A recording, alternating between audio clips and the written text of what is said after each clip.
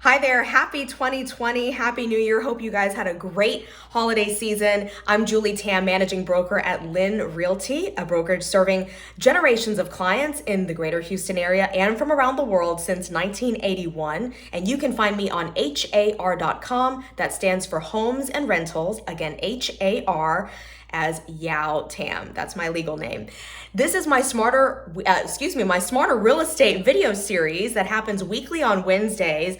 And my goal is to take you on my real estate adventures and also teach you to be a smarter buyer, seller, tenant, or landlord. And these videos are shot in one take and are not edited. Now, this is my first video of the year. I've actually been really busy so far this year. Real estate has suddenly picked up both in sales and leasing, which has been great, but that has left me little time to make these videos. So weekly Wednesdays may be a slight misnomer, but not really, because TV shows take breaks as well.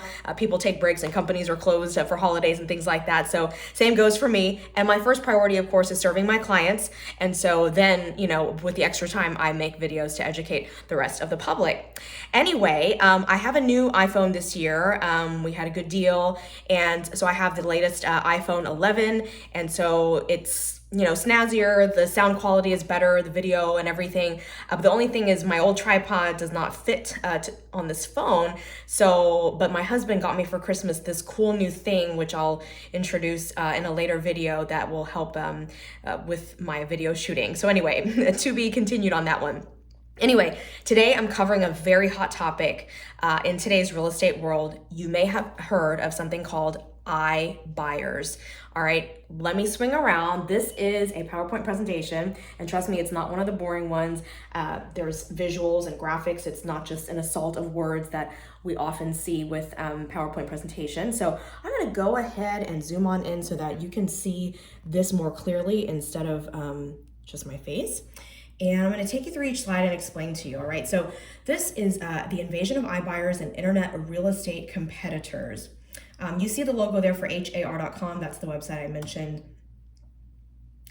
Okay, so HAR.com is a place where obviously the Houston area looks for listings.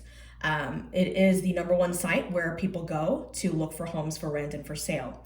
Zillow is another big one that has really come on the market.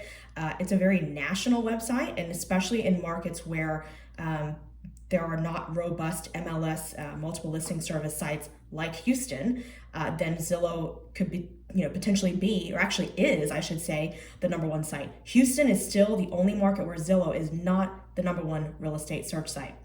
Now, Zillow is not only a search site, but also an iBuyer. So is Opendoor and Offerpad and Knock and Redfin and some other real estate brokerages that have gotten into the iBuyer field.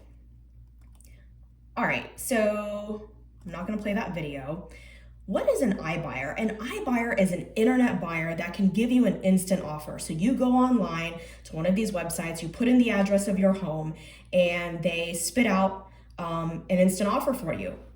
There's algorithms involved, and also people behind the scenes at these companies. So that would be a pro, that you get a quick offer, okay, without having to show your home in person yet. You get the offer first, but eventually that iBuyer is going to come to your home and meet with you and then see your home. They're also going to get an inspection done. So it's not completely friction-free. Another benefit to the iBuyer is that, I'm sorry, this is not a benefit, this is a con. The offers they usually give you are going to be below market because they need to be able to make money. Because what they're going to do is not hold on to the home. They're not interested in moving in or holding it as a rental property long-term. They want to sell the home. So they need to turn it around and make a profit. But here's another pro though, quick closing. Because they're paying cash, they don't need to wait for a lender to approve a loan or go through any of that stuff. They can offer a quick closing. So, they can close in a matter of days or even just a couple of weeks rather than a few weeks or a month or longer like a traditional buyer. Now, they're really not too different from a traditional cash buyer though, because cash buyers can also offer quick closing. So I do want to mention that caveat. The next thing is creative terms. So this is usually seen as a positive. An iBuyer can pay for the seller's moving costs. They can also potentially give sellers a grace period to move out, so they don't necessarily need to move out right away. However, this is one of the major cons. They will charge higher fees than a traditional sale. So, when you order grocery delivery, for example, or any other service that makes it easier if you make certain online payments where you have to pay an extra fee. You ask yourself, is it worth it for the convenience? And some people say yes, and some people say no. Let's dive into this even more. We talked about cash. They offer cash. That's a positive. Since 2014, which is 6 years ago, iBuyers have increased by about 25% in the US. That is a significant amount. Looking at 2016, this is a map of Florida where iBuyers have been quite prevalent. They are more prevalent in certain markets rather than others because iBuyers like to look for uniformity. Markets, like in Arizona where, there are cookie cutter homes that are more or less uniform that the iBuyer is able to get comparables to price and then be able to resell the home at a more predictable price themselves.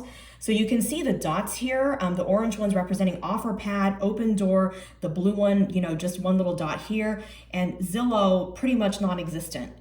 Just the next year in 2017, Offerpad is really growing a lot and Opendoor also. Here you can see just an explosion of iBuyers in 2019, that's last year, and Zillow is coming on even more. You can see a little bit more green. Still not a whole lot though, because Opendoor is really the market leader here with a lot more of those blue dots, and Offerpad's orange dots have decreased significantly just between these 2 years. Sorry if you weren't able to see the years there. My camera shifted. I'm kind of in the selfie mode and it's a little bit difficult to see. Anyway, Brad Inman with Inman, which is a very reputable and a good resource of a website for real estate professionals, said this quote: like Google is to search, Facebook is to social, and Amazon is to e-commerce, Zillow is to real estate. So Zillow specifically as a search engine and also as an iBuyer that's coming more onto the scene. But let's not leave it just there.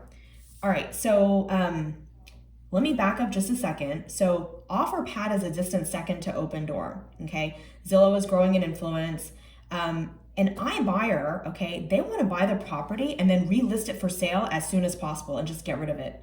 Within 1 to 2 weeks is ideal. And of course, sell it at a higher price, okay? They may add things like new carpeting, new paint, or fix up anything in that time that's pretty obvious, but they're not a flipper. Their margins are low. They're not looking to make huge profits. They're looking to make smaller profits, but more deals in a shorter period of time than a flipper that might hold on to a home for say like a month or more to really renovate it and get it completely fixed up. The iBuyer is just looking for like smaller repairs and just to get the house sold again faster. So an iBuyer typically offers prices that are closer to fair market, but still below market than a traditional buyer would offer. A flipper is going to offer, usually even further below market because they're looking to make a huge profit from really, renovating the place. They look for homes that are typically in much worse shape. Okay. But of course there's going to be fees. So typically an iBuyer is going to cost you as a seller 13 to 15% more. So is it worth you losing that much in order to avoid listing your home with a realtor? Okay. For sale by owner, you're actually looking at losing about this much too, statistically. All right. And then what else did I want to mention here? I'm looking at my notes. iBuyers often request a repair credit and an additional 3 to 5% to cover the iBuyer's liquidity risks and carrying costs.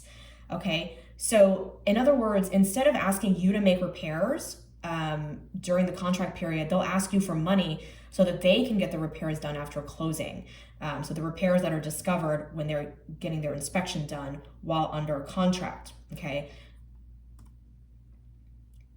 And we talked about this. And then sellers still can pay their own listing broker if they choose to list the home on the open market, 3 to 6% commission. And then that real estate broker, like us, can represent you when you're dealing with that iBuyer to make sure you're not, getting taken advantage of. And we go through all the details of everything from contract to closing every step of the way. So here's kind of a motto: technology is replacing humans, but good service is still desired.